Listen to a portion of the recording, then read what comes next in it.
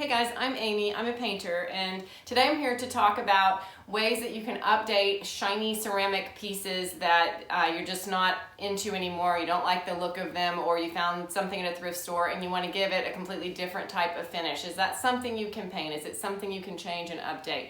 Back in the past, we would have thought that once something is finished in a really shiny ceramic finish, that's pretty much the end of it. You can't do much to it. But there are a lot of products now that will allow you to update it and make it look fresh and new and different. So I'm going to be exploring some of those today. And as usual, I'm going to be talking also to those of you who are interested in flipping furniture about how you could apply this technique, or how this relates to furniture flipping, if that's something that you're watching this channel for, because I know a lot of you are interested in furniture flipping. So we'll be talking about this paint technique, which is one I have not tried before, and we'll be exploring that and seeing how it works, and then also talking about, is this something you could use for flips?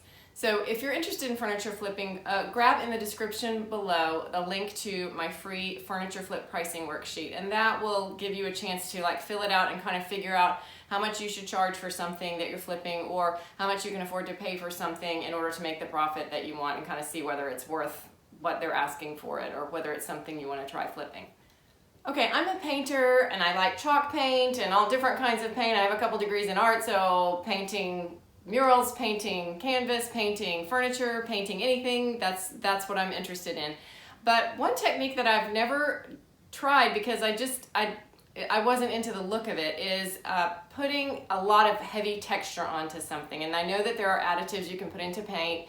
One of the most popular ones is called salt glaze or something along those lines, that gives it this thick, heavy, bumpy, clay-like texture or stone-like body.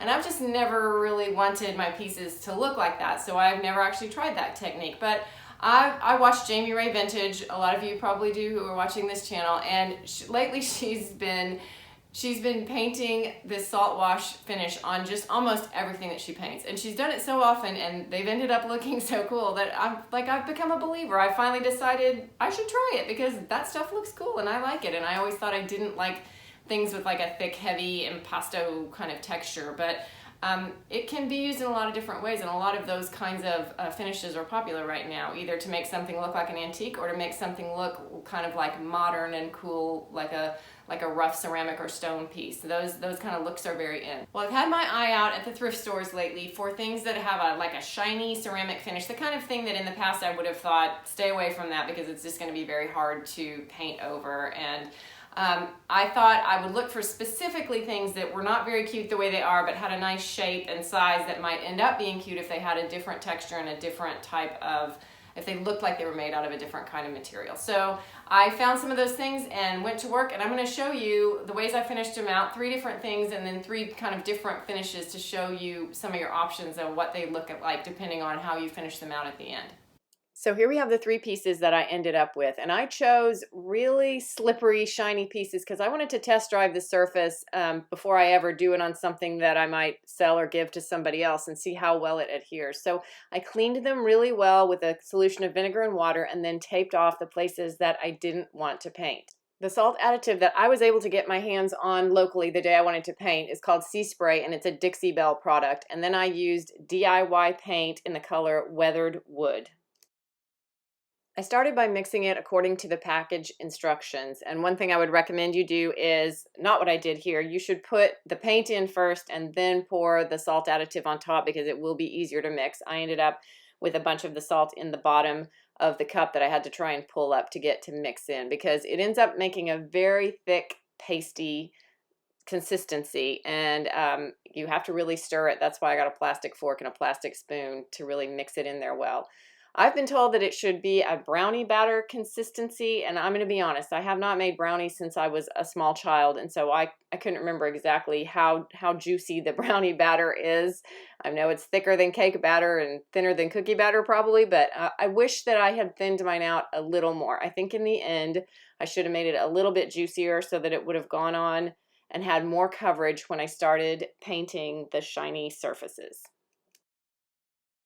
I didn't show it there, but I did mix it until it was fully incorporated, and I even also added some water to thin it down enough that it would be brushable. But I wish I had added more water or more paint to give it a thinner consistency, because this, what I'm putting on here, is like I'm spreading clay or mud onto the lamp. And what I decided later was that you really do need on the first coat to get total coverage where you don't have any of the ceramic body showing through. I had trouble doing that with this stuff being so thick.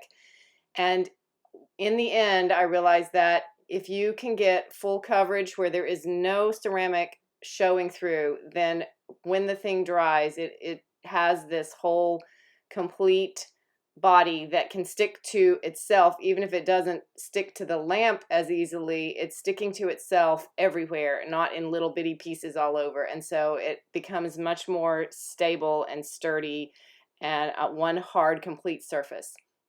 So I think what you want to go for, if it's too thick and going on like this, where you're seeing the ceramic coming through and it's not sticking everywhere, you need to thin it down some more so that you really can get it on thick the first time. Because like many other things when you're painting, if you go back over it after you have laid down your first coat while it's still wet, it'll just start pulling it up and messing up the coat you've already painted. So now when you get to a point like this, like what I have right here, you basically just need to wait until it dries enough, that coat, that you can go in with a second coat, because at some point you're going to mess up what you've already painted if you go in over wet paint. This is particularly true with chalk paint, because chalk paint is water-based and it reactivates and it pulls up whatever's underneath and will undo what you already did if you work on it when it's too wet. I live in North Texas, and if any of you live in the area that's called Blackland Prairie in the United States, our dirt and mud is black and thick, and it looks exactly like what I was painting on there. And that was what it felt like, exactly like when I would get my shoes completely covered in mud when I was a little kid. And so I will say that texture, that consistency of super thick mud was too thick for what I was trying to do. So you can tell easier on the light-bodied pieces than the dark ones that it wasn't getting full coverage. And this is what it started to look like as it dried. It was very easy to tell that I hadn't gotten a thick, full coverage on everything. So I had to go back over it after it completely dried and do a second coat after I had thinned out my salt and paint mixture somewhat so that it wouldn't be super, super heavy for the second coat. Once you've got full coverage with your salt wash and chalk paint mixture, you've got to give that a good long time to dry, and it's got to dry all the way through because it's thick. At this point, it still did not feel real stable to me, like something sturdy that would stay on, because it hadn't had a long time to cure, but it was thoroughly dry. So then I painted each piece with just some leftover bits and colors of chalk paint that I had on hand. This one is a celery green Waverly chalk paint. The brown crock I did in a deep creamy color that I had mixed from some Annie Sloan original cream paint, and I had mixed in some acrylic paint in a brown color to it. And then on the big lamp I did just Annie Sloan original, which is the old white color that she is famous for. I think it's at this point that your paint is the most vulnerable of chipping or getting messed up, because you need to work quickly to put the chalk paint on top, because it does re-wet the stuff that's underneath. And that is a time when then it can, if your hand rubs into it or something touches it, it can pull it off in big chunks. So you need to work quickly, and you need to be careful with it at this point because it's fairly vulnerable. When the top coat of paint reactivates that thick mixture underneath, you can have it coming off in pieces and chunks. After letting the paint get thoroughly dry, I used a wet rag to rub back some of the paint and let some more of that darker color clay body show through.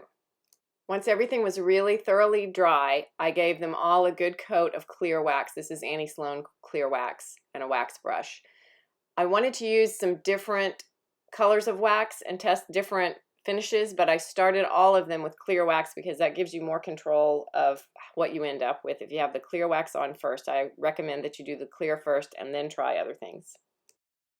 I left the brown crock with just clear wax on it, and with the small green pot I used white wax to kind of lighten that and soften it up. And then on the big lamp I wanted more of an antiqued and scumbled and variegated look, so I took some dark brown antiquing wax by Annie Sloan, which is super dark, and I mixed it with some of the clear wax because for me that dark brown wax is so dark that it just darkens everything immediately, and it's usually too much even if you have clear wax underneath. So I mixed it with some clear wax and some of the white wax that was still on my brush from before, and just did kind of a random pattern to get it to look a little more antique and like it was dark and light in different places. I wanted a real varied mottled finish, and so I did this all over and then went back in with some clear wax to kind of blend everything together.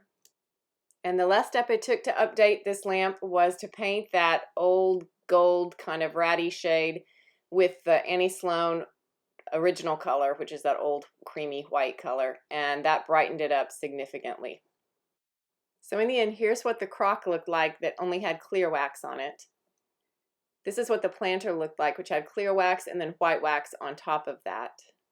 And here's the lamp. It had clear wax, and then I added a mixture of dark brown wax and clear wax mixed together. So to speak to furniture flipping, I say that this is a technique you probably could use for furniture that you're going to flip, but what I really recommend you do is kind of do what I did. Find some pieces to experiment on first so you start to get a feel for it, and you can do a good solid finish that will be sturdy enough for you to feel good about selling it to someone, either on a piece of furniture or a lamp or home accessory or something like that. Good luck and happy flipping!